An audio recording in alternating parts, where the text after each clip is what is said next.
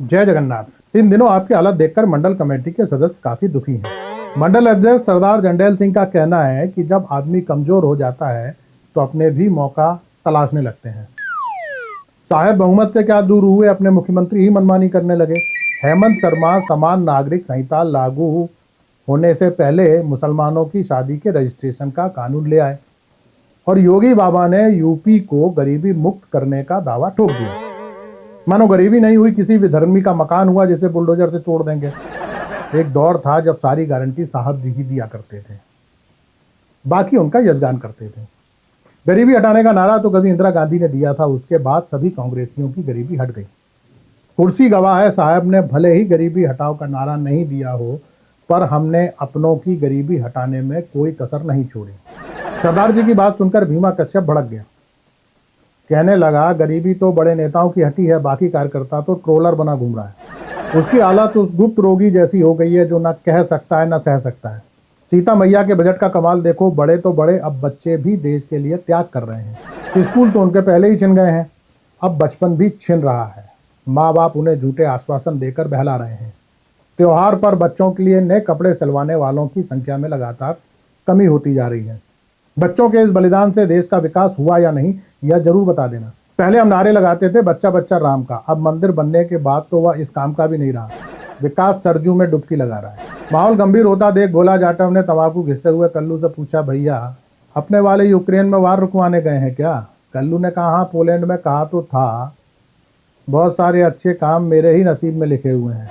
कल्लू की बात सुनकर प्रधान नत्था सिंह फच से हंस दिए। कहने लगे, काम भी और कांड भी। पहले गुजरात की, आप 1.5 साल से मणिपुर कर रहे हैं। दिल्ली और मुजफ्फरपुर नगर जैसे छोटे मोटे काम तो साहब भी कर देते हैं। उन्होंने सवाल किया कि सुना है जेलेंस्की ने जिससे हाथ मिलाया वह दोबारा किसी से हाथ मिलाने लायक ही नहीं रहा। कल्लू का जवाब था, इसीलिए तो अपने वाले गले मिलते हैं, उनसे गले मिलने वाला भी किसी से मिलने लायक नहीं रहता। भोला फिर बोला, आजकल गांधी को छोड़ बुद्ध को पकड़ लिया है, कहते हैं बुद्ध को मानने वाले युद्ध नहीं चाहते। कल्लू ने जवाब दिया, बुद्ध दलितों का वोट दिलाते हैं, गांधी नहीं। गांधी की बात करते करते कब सर्जिकल स्ट्राइक पर बात करने लगा, यह चुनाव की परिस्थितियों पर निर्भर करता है। अब बारी पार्टी के दिलजले कार्यकर्ता राधेलाल पंडित जी की थी। बोले, बैसाखियां चीज ही ऐसी होती है, अच्छे अच्छे पिलपिले हो जाते हैं, फिर भगवान ही याद आते हैं। 13 महीने किसानों के सामने अड़कर खड़ा रहने वाला हल्की घुड़की से ही यू टर्न लेने लगा है। लोग बोल रहे हैं कि जो आदमी बक कानून में संशोधन पर यू टर्न ले गया, उससे हिंदू राष्ट्र की उम्मीद करना ही बेकार है। प्रभु, आजकल बड़ा कंफ्यूजन हो रहा है।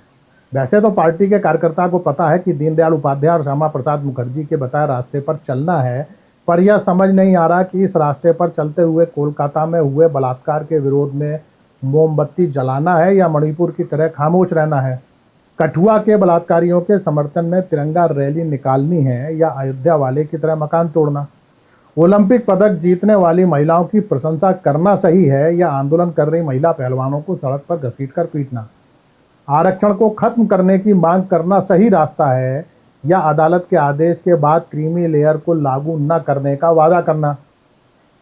वैसे रोज शाम ठाकुर अजगर सिंह के ठेके पर छक कर पीने के बाद पार्टी कार्यकर्ता दीनदयाल उपाध्याय और श्यामा प्रसाद मुखर्जी के बताए रास्ते पर चलता हुआ ही घर पहुंचता है। फिर भी नक्शा पड़ा हो तो भेज देना। कई बार कोई मुद्दा अचानक आ जाता है तो हड़बड़ा जाते हैं। प्रभु, यह बलात्कार के मामले को लेकर आपकी बहू काफी दुखी है। कह रही थी तुम्हारा क्या है, विचारधारा से जुड़े हो, सुविधानुसार विरोध करते हो, पर किसी महिला से पूछो, हर बलात्कार उसे अंदर तक तोड़ जाता है, फिर वो कोलकाता में हो या हाथरस में। बैठक में शाह साहब की उस ट्वीट पर भी चर्चा हुई जिसमें उन्होंने कहा था कि बांग्लादेश विभाजन के वक्त वहां 27% हिंदू थे जो अब 7% रह गए हैं। जेएनयू वाला सिया यादव उस दिन घसीटामल की चाय की दुकान पर लोगों को बता रहा था कि 1974 की जनगणना के अनुसार बांग्लादेश में हिंदुओं की संख्या 13% थी। यह सुनकर सरदार जी मुस्कुराने लगे। बोले, इसीलिए तो यूजीसी के बजट में 60% की कमी करवाई है। ना पढ़ेगा इंडिया ना सवाल करेगा इंडिया। रही बात जेएनयू की तो उसे तो बिकवा कर ही छोड़ेंगे। शेष कुशल आपका भक्त, सेवक राम। नमस्कार।